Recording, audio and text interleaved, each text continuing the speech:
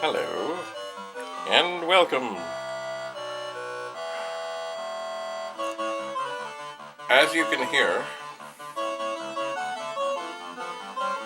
my experiments with this disk drive and the SID chip, etc., are carrying on nicely. I'm thinking that I need to move on to something else. Excuse me.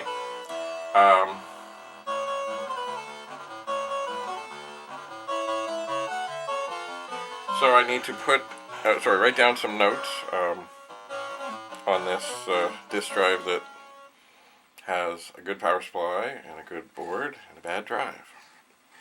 How do I know that? Because I hooked it up to the internal drive. It's not the internal drive. The disk drive mechanism and another disk drive, and everything is fine. And the music does play on.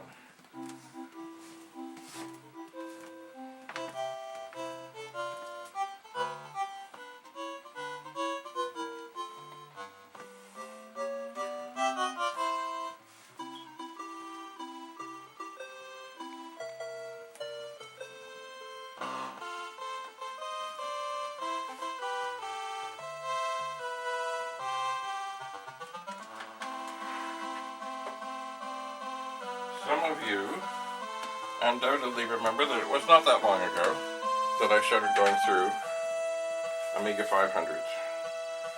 And here is a case. I don't know if you, in the lighting here, can tell, but this case is, well, it certainly has some marker on it, but especially in the grooves. It's pretty, and also in the word Amiga, it's pretty dirty. So I'm going to do something. Before I start putting Amiga 500s back together. Here comes the sun. I'm going to give these covers, cases, etc., a bath. Now, this does not mean I'm going to soak them for a long, long time, because I don't want to ruin the... Gee, this little decal still has this little plastic on it. I don't want to ruin those things. But certainly, and there's nothing wrong with this, warm soap and water all over the place, and then some kind of a brush, maybe a fingernail brush, to get all this crap out. And then they will look much better. And of course, at some point, a Mr. Clean magic eraser. Probably we'll get this marker thing off. Right there. Right there. Very well. So I'm going to gather these case tops because, especially in the grooves, it does seem that dirt loves to get there. But we cannot interrupt the Beatles. So in looking around here, I have lost track of how many Amiga 500s there were. I think there were 7. There might have been 8. Let's see, 1, 2, 3, 4, 5.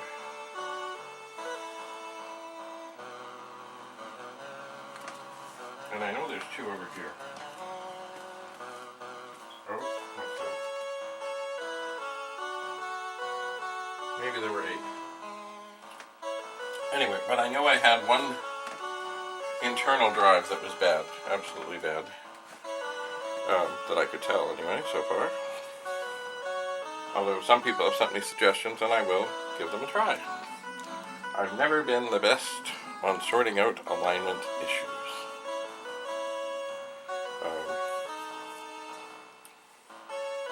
But one can learn. But, you know what, if the head is just bad, it's just bad.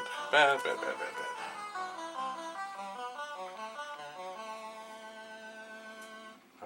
The sound of silence. Alright, last song. It's something. What does that mean? I don't know. Oh, yeah, it's something. Words and arrangement by George Hamilton.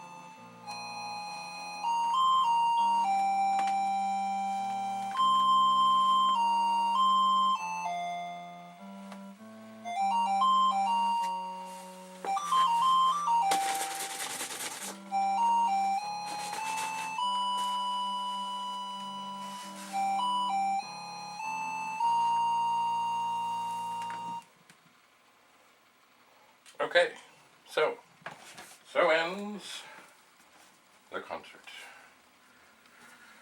Alright. So now, must be very gentle and careful about unplugging. Oh dear.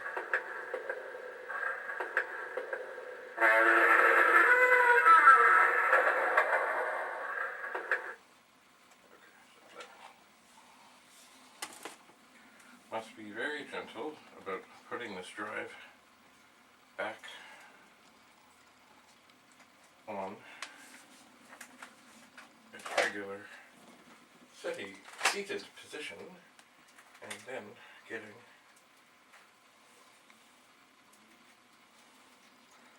everything very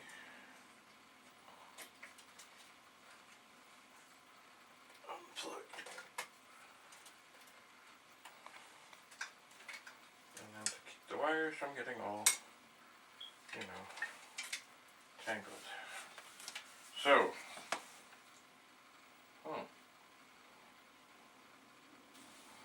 yeah, this board is different.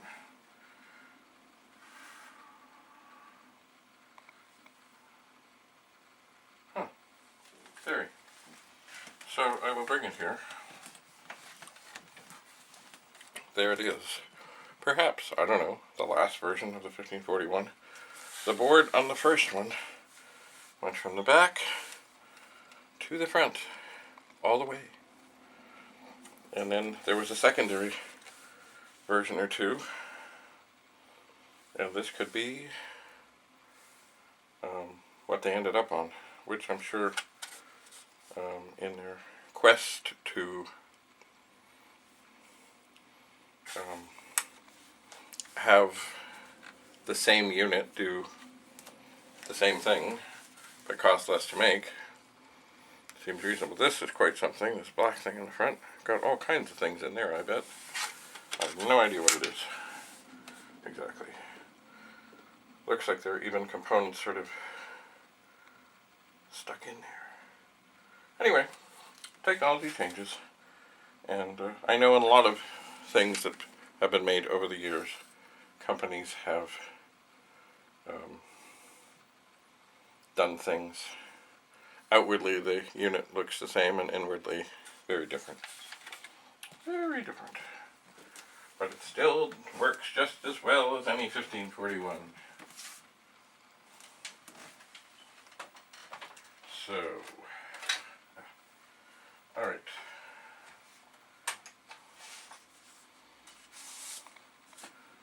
So, here is the drive that I was using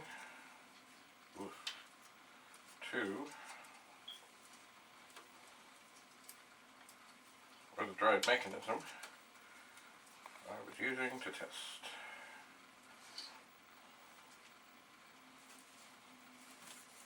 And the wires now are certainly somewhat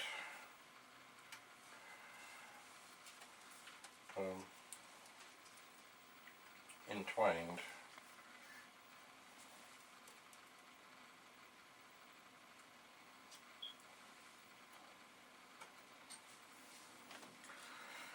But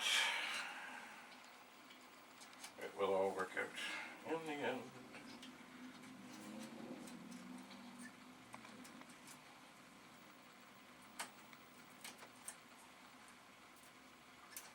So this drive, which has most everything in a socket, I suppose I should connect it and just make sure that I have done no harm.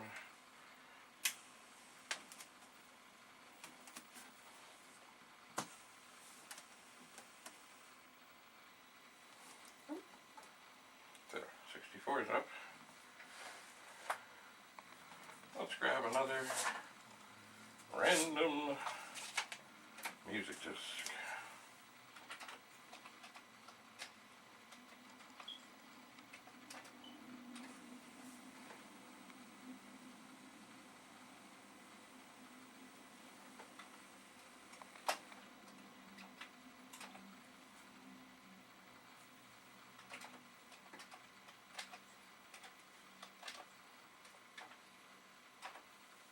Oh. Alright. Hello. Now that does not make sense. Oh.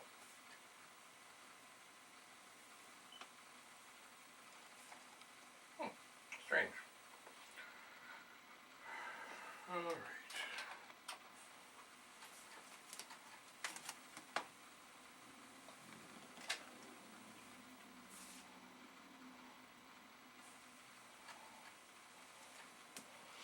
As I may have said before, the funny thing is, and I have not done the what they call peroxide thing on anything, but I might, because you see these disk drives that have the white covers, or the white bezels, all seem to be very yellow. Very yellow. Which is not attractive on a fine disk drive. But the brown ones make no sense. Anyway, let's just try one thing here. I don't know what. Oh, yes. Let us go for two things. The Bumblebee, 1812.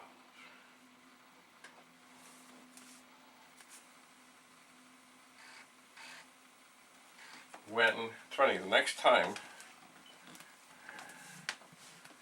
I do a keyboard, I think I want to have this playing in the background. It may make me go faster, although it may make me, I might make more mistakes.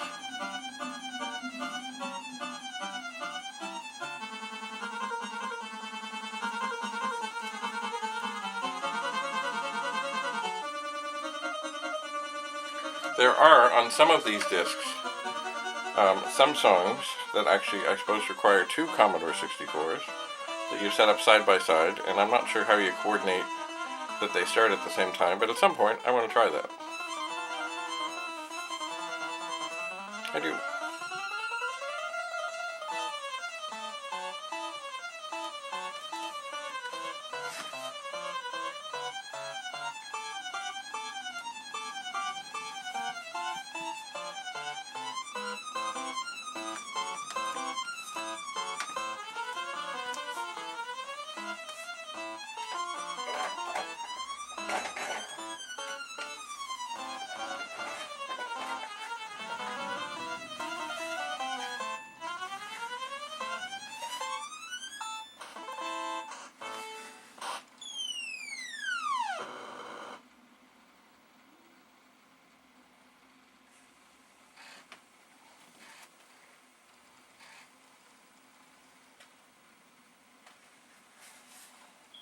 So while this is playing, here's the top of the disk drive that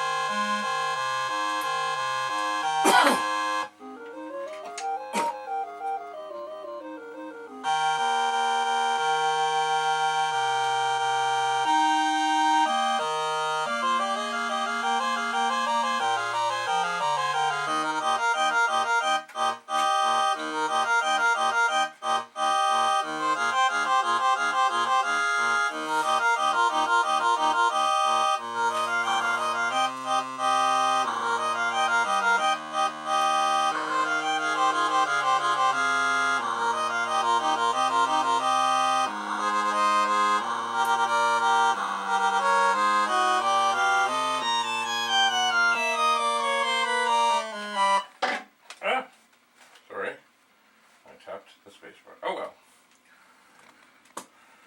Gotta get things put away. So, this disk drive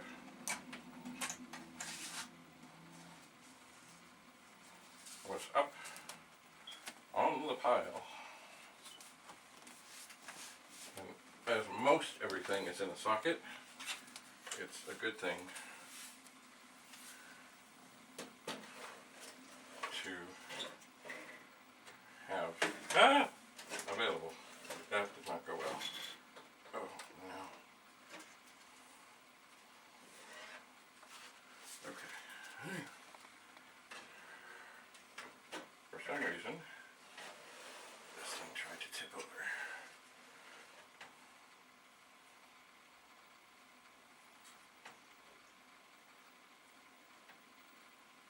Okay. So, it's good.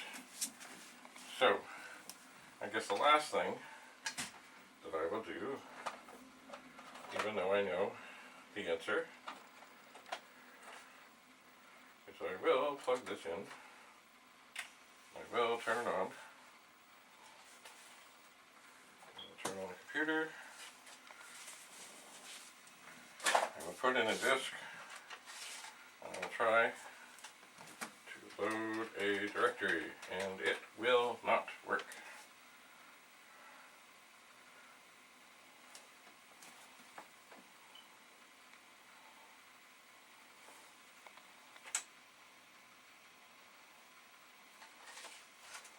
Alright, it's doing different things.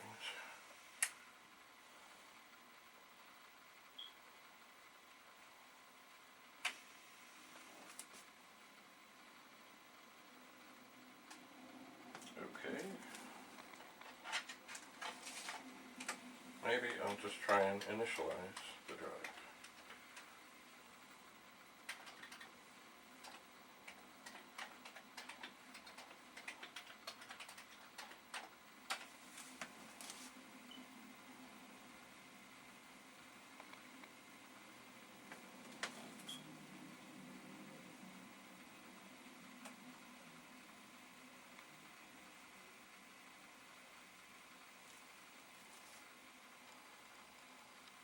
See, before, when I tried to do this, it would go off and try and do it, and then it would, oh, there we go. So it is trying, but it's not happening.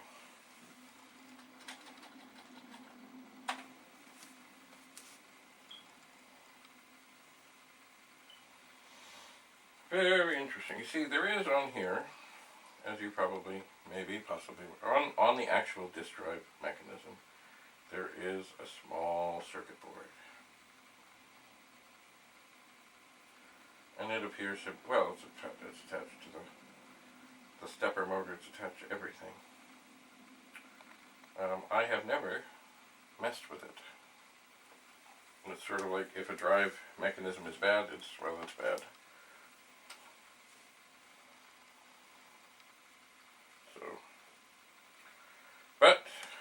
parts are always good. For example, the little lever and other such things. This is the disk drive that I tortured to try and get it to initialize a disk drive something in the vicinity of 1,600 times. And, oh, there we go. It is much the same, unfortunately. It does seem to do an awful lot of thinking before it gives up. But it does give up. So,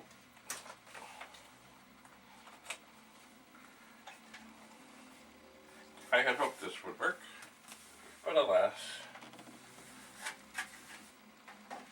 it does not. Oh! It's a funny thing, because I was watching online a video about things, and you know, sometimes you might find a Commodore 64 and you figure that somebody has changed the top or the bottom because they don't seem to match. Well, that's not really the case. The case of the case. Sometimes the batches of the bottom and the top cases were slightly different colors. So you could have a 64 right from the box, right from the factory, with its sacred warranty sticker still intact. And yet the bottom and the top were very close, but they didn't match. Okay, so we're, oh, here we are. Time to make notes. Power supply, good. Very short board, good. Drive,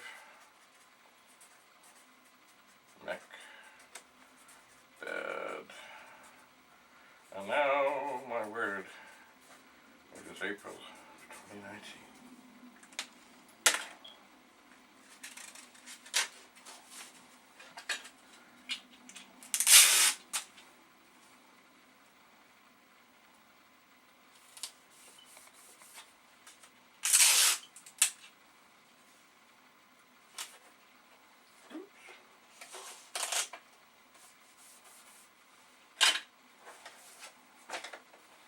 So I think the pile of disk drives over here is getting a little too high and unruly to add this one to. So,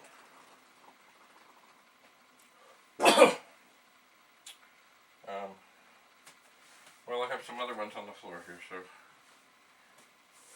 I think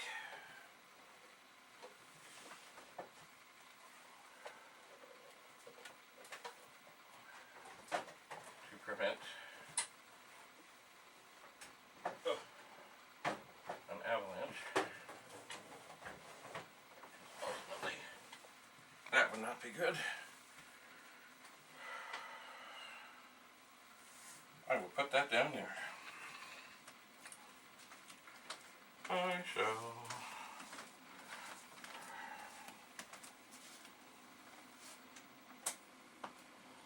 So,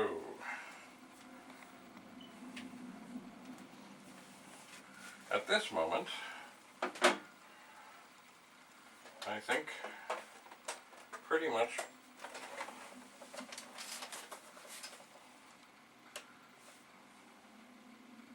all I have to do right now, and what I should do, is sort of tidy up a bit.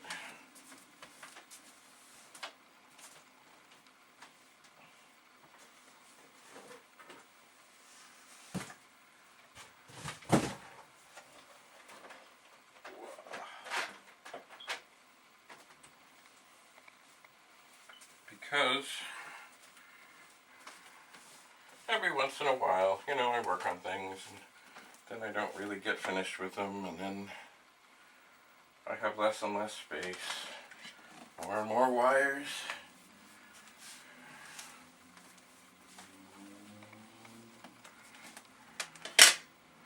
Yes, more and more wires.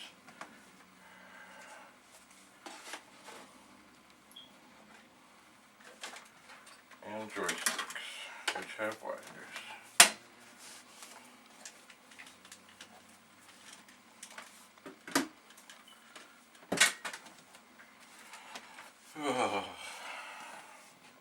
And now here, oh my, there's a whole bunch of screws here. And I'm sure if I look back at some of the things I've recorded, I will know what they're from. But I'm not sure at this moment what they're from. So, I'll put them up on this pet here. What's this stuff? Oh. Discs. Look, an Amiga 500 trapdoor. That too, although this one is looking pretty fine. That too is something I should probably tidy up.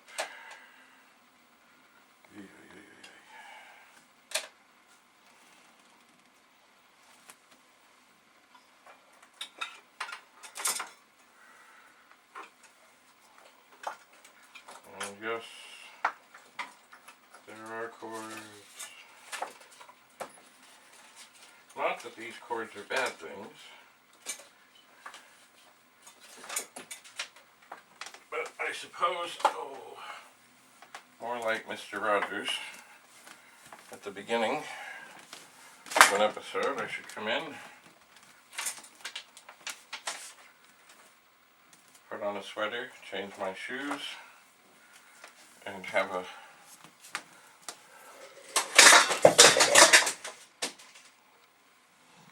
tidy place to work.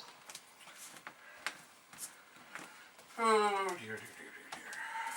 It does seem that out of the blue, for no good reason, this light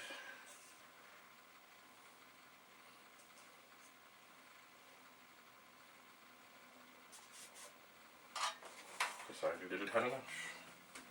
There.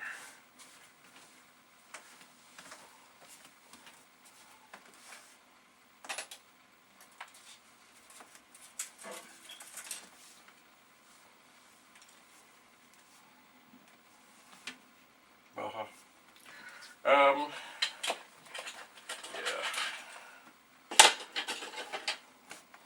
I think this is still on. Turn that off. Turn off the monitor. I suppose the nice thing about shifting things around, or not shift, but tidying up, is that, like here I have two 1541 cables. Ugh, they don't need to be there at the same time. The monitor cable I'm not going to mess with.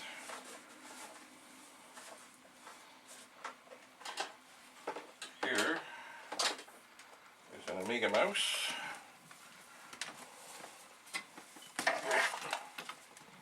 It's funny, you know, I just had a thought. I know it's dangerous, but on occasion these things happen. And that is, at some point, I should test the mouse again that I was testing. And I should test it with a different 64. Aha! A screw. Ah! A found screw almost lost.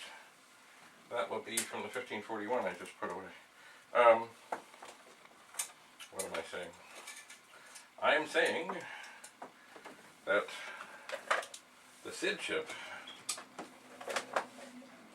it does mouse things. And I suppose it is possible, although I don't believe it, because the little wheels inside the mouse just didn't feel right. It is possible that if a SID chip is to be failing, it is unlikely but possible that that failure could be, the mouse could appear to be not working, and it could be the SID chip, but I don't believe it. But I suppose I should check. Now look, there's a power supply for an Amiga 500. But I have been using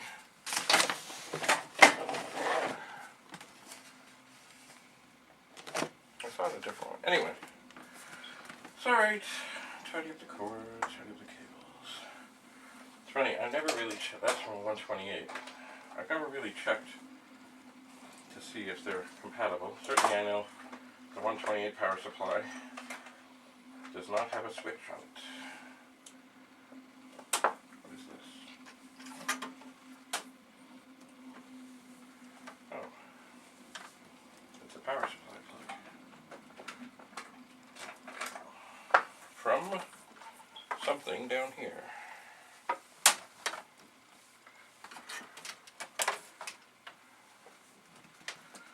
Whew. Well, that's sort of getting there. Here's a soldering iron. But I really, well, my toolbox is kind of got stuff on it. Shocking. So maybe I'll just tuck that over here.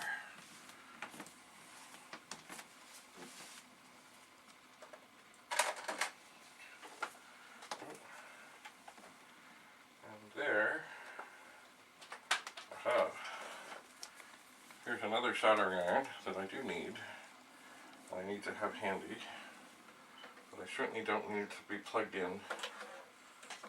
Not that I think Andrew is going to come in here and find the soldering iron way up out of the way and turn it on and hurt himself, but you never know, you know.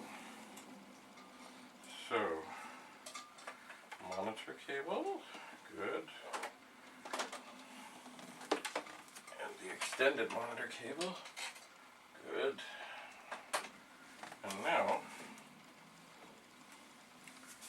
I have what I would say is a clean field, except, you know, it's dusty. It is. So, perhaps I will get one of those sort of lint removers. Oh, here's another thing. And I don't think he's going to see this. Remember, it wasn't that long ago. I was looking through discs.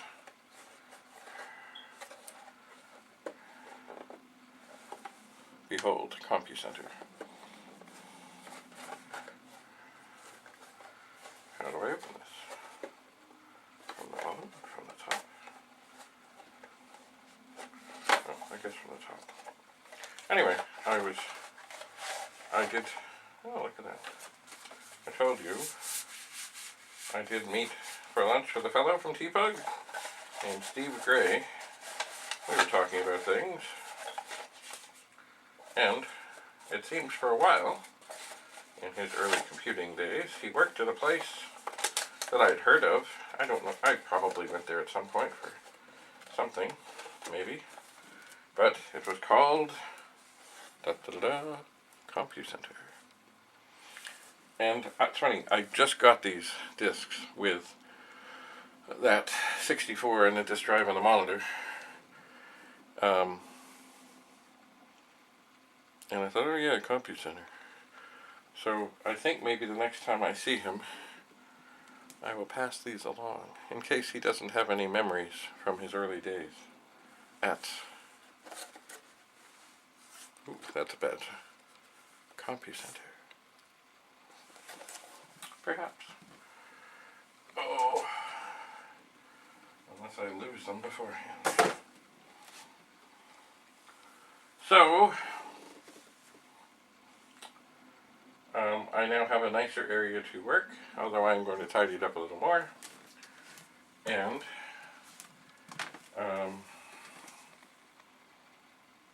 yes, I have to, as I keep saying, I have to get something actually finished. I am pleased, actually, to report that there a 64 that I took in to test out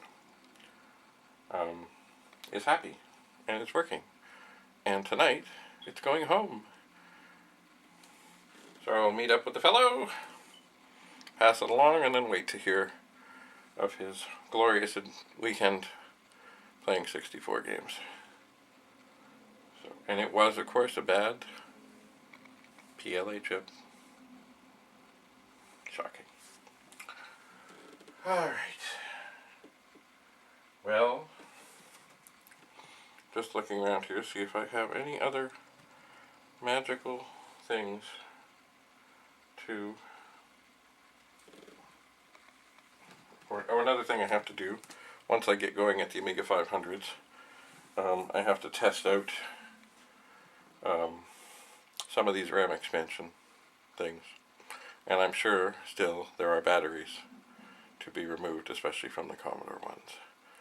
So that may be another, much like with the Amiga 2000s, that may be another sort of death march where the batteries will have killed them.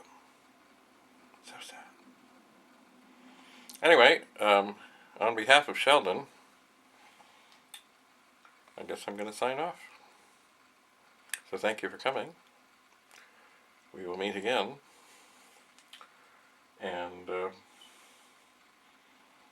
I'm not sure what exactly the next project will be.